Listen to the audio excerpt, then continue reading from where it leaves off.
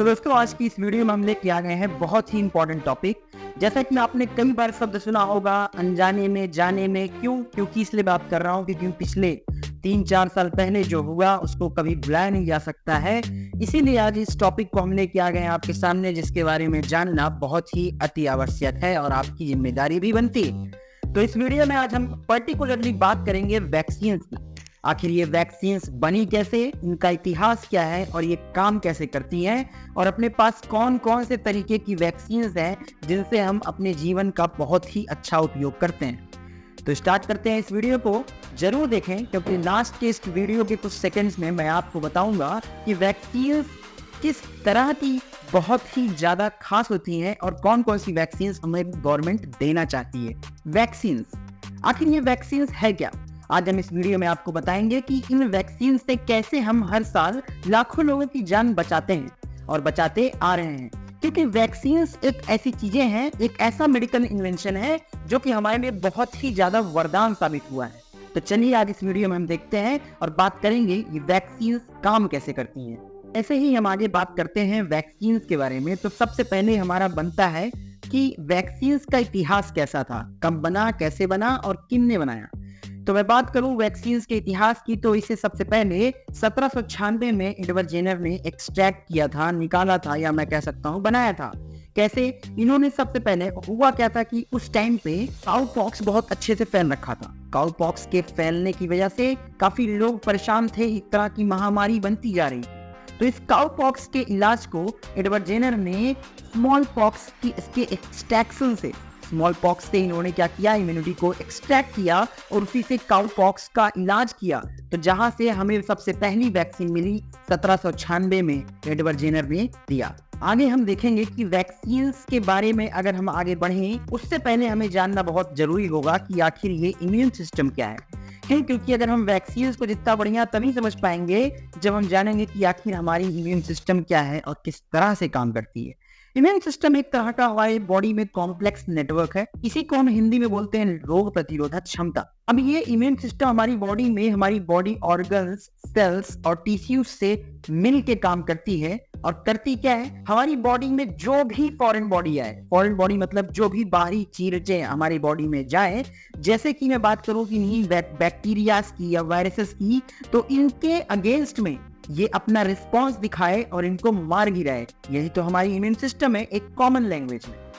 हम बात करेंगे कि आखिर ये वैक्सीन काम कैसे कर सकती है या फिर हमारे बॉडी में ये काम किस तरह से करती है। वैक्सीन दरअसल एक ऐसी चीज है ना जो कि एक मतलब ऐसा फॉर्म है, एक ऐसा फॉर्म है फॉरेन बॉडी का जिससे वैक्सीन ना एक तरह का प्रैक्टिस मैच करवाती है, या फिर मैं कह दूं कि पहचान करवाती है कि यार ये चीज फॉरेन बॉडी है। हमारी इम्यून सिस्टम को वैक्सीन पहचान करवाती है कि कभी भी ये सारी चीजें आए तो समझ लो ये फॉरेन बॉडी है और इनको मार्क करके इनके ऊपर अटैक ही करना है। यही काम करवाती है हमारी वैक्सीन, मार्क करवाना, पहचान करवाना कि कौन फॉरेन बॉडी है, और फॉरेन बॉडी है तो कितना वो नुकसान करेगा, उसके बेस पे उसको मार्क करके उसको उड़ा देना, नष्ट कर देना ही करवाती है हमारी वैक्सीन। अगर मैं बात करूं कि ये वैक्सीन आखिर काम जिस तरह से करवाती हैं, ये तो मैंने अभी बताया कि ये वैक्सीन हमें पैथोजन से इंट्रोड्यूस करवाती है, पहचान करवाती है, लेकिन कहीं ये पैथोजन हमें उल्टा रिएक्ट ना कर दे, अटैक ना कर दे। इसीलिए वैक्सीन क्या है, वैक्सीन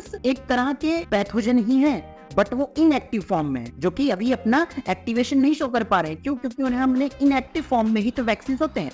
आगे जैसे हम आगे बढ़ेंगे तो हम बताएंगे वैक्सीन के कई टाइप हैं। उन्हीं टाइप्स में एक टाइप है कि वैक्सीन को इनएक्टिव फॉर्म में करवा दो, मतलब इन्हीं पैथोजेंस को हम क्या करेंगे, या तो मार देंगे या तो इनकी एक्टिविटी को रोक देंगे। अब क्या होगा, इसको हम आपकी बॉडी में एंट्री करवाएंगे बाई सिरिंज। अगर इंजेक्शन दिलवाया तो आपकी बॉडी में ये किल्ड पैथोजन गए और किल्ड पैथोजन आपकी बॉडी में पहुंचे तो आपकी बॉडी पहचान जाएगी यार ये फॉरेन बॉडी, और उसके अगेंस्ट में ये बॉडी क्या करेगी, आपकी इम्यूनिटी बना लेगी। इम्यूनिटी बनाने का मतलब एंटीबॉडी बना लेगी। हमने जो इंजेक्शन, जो वैक्सीन के थ्रू आपकी बॉडी में सीरम डाला, उसमें किल्ड बैक्टीरिया या किल्ड वायरस था जो कि इनएक्टिव फॉर्म में था। वो क्या है, वो एक तरह का एंटीजन है। उसके अगेंस्ट में आपकी इम्यून सिस्टम एंटीबॉडी बनाएगी ताकि आपके कभी भी ऐसे पैथोजेंस का एक्सपोजर आपका सामना आपकी बॉडी कभी भी करे, ऐसे लाइव पैथोजेंस का जो जिंदा हो, जो नुकसान कर सकते हैं, तो उनके अगेंस्ट में तो एंटीबॉडी पहले से ही बन रखी है ताकि आपकी बॉडी पहले से प्रिपेयर हो सके।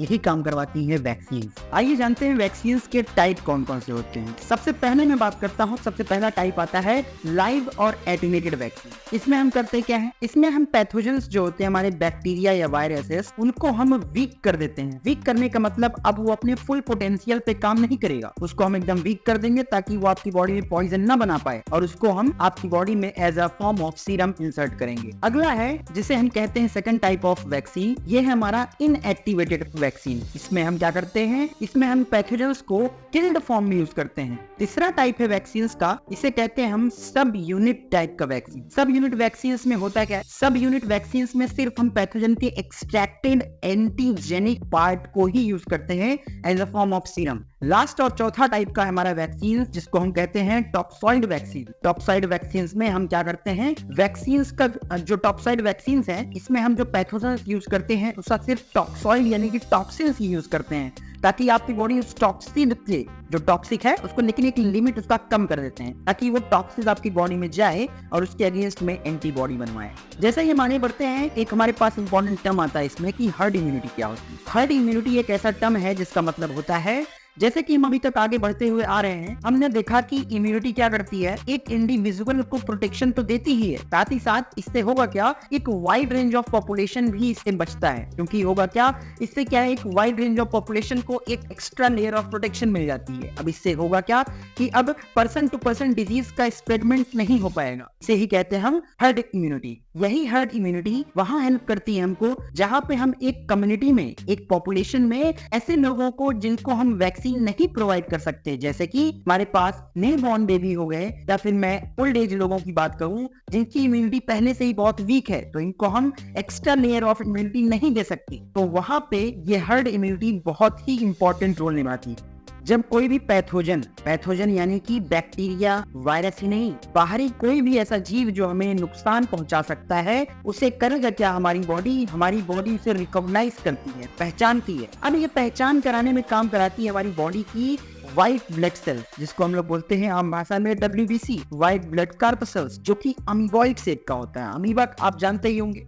अमीबॉइड शेप कहने का मतलब ये कि इनका इनरेगुलर शेप होता है, ये किसी भी शेप में अपने आप को ढाल सकते हैं। अब मैं बात करूं इनको, तो यही WBCs को हम लिम्फोसाइट्स भी कहते हैं। अब ये लिम्फोसाइट्स भी दो तरीके के होते हैं, एक है हेल्पर T सेल और दूसरा है हेल्पर B सेल। अब ये हेल्पर T सेल्स और B सेल्स काम क्या करते हैं, मान लीजिए हमारी बॉडी में कोई बैक्टीरिया या वायरस एंट्री लेता है या फिर कोई भी फॉरेन बॉडी एंट्री लेता है, तो सबसे पहले ये उसका नेचर चेक करेंगे। अगर वो कोई भी कोरोजनस या फिर मैं बोलूं कि एक पॉइजनस प्रोटीन अगर रिलीज कर रहा है, तो सबसे पहले ये उसको मार्क करेंगे और उसको डिस्ट्रक्शन साइट में डाल देंगे। इससे होगा क्या कि आने वाली या फिर जो मास्ट सेल्स है वो क्या करेंगी, इनको अटैक करके फेगोसाइट कर लेंगी। अब ये टर्म फेगोसाइट क्या है, फेगोसाइट एक ऐसा टर्म है जो कि सेल्स को खाने का प्रोसीजर है, इसको बोलते हैं हम लोग फेगोसाइटोसिस, प्रोसेस कहलाता है फेगोसाइटोसिस। अब इसमें होगा क्या, आपकी जो WBC सेल्स है, जो हमारी इम्यूनिटी है, ये क्या करेगी, ये प्रॉपर अगर मैं बात करूं तो ये एक वाई शेप के प्रोटीन में बाइंड हो जाएगी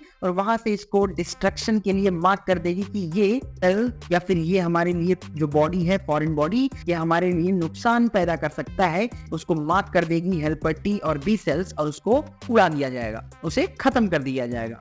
लास्ट, ये वैक्सीन्स जो हैं, हमारे आसपास रहने वाले ऐसे हार्मफुल पैथोजेंस या हार्मफुल जो डिजीज हैं, उनसे हमें इन्फेक्ट होने से बचाने में बहुत बड़ा रोल निभाते हैं। क्योंकि ये जो हमारे पास वैक्सीन्स हैं, ये जो सीरम्स हम लेते हैं in the form of serums, ये वैक्सीन्स, ये हमें उन डेडली डिजीज, उन इन्फेक्शियस डिजीज को पहचानने के लिए हमारी इम्यूनिटी सिस्टम को वो पहचान करवाते हैं, ताकि हमारी इम्यून सिस्टम पहचान सके उन एंटीजन्स को और उनके अगेंस्ट में एक एंटीबॉडी रिलीज करके हमें प्रोटेक्शन, एक प्रोटेक्टेड लेयर प्रोवाइड करे, और इस समाज को हम वैक्सीनेटेड होने के साथ साथ इस समाज को हम बहुत ही अच्छा और सेफ जैसा माहौल बना सकते हैं। तो कैसा लगा आप सभी को ये वीडियो, उम्मीद है यहाँ से आपने बहुत कुछ सीखा होगा। मिलते हैं आपसे नेक्स्ट वीडियो में ऐसे कुछ खास टॉपिक्स को लेके।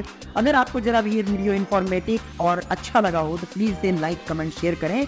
अगर पसंद आया हो तो प्लीज सब्सक्राइब करके जरूर जाएं। Thank you so much.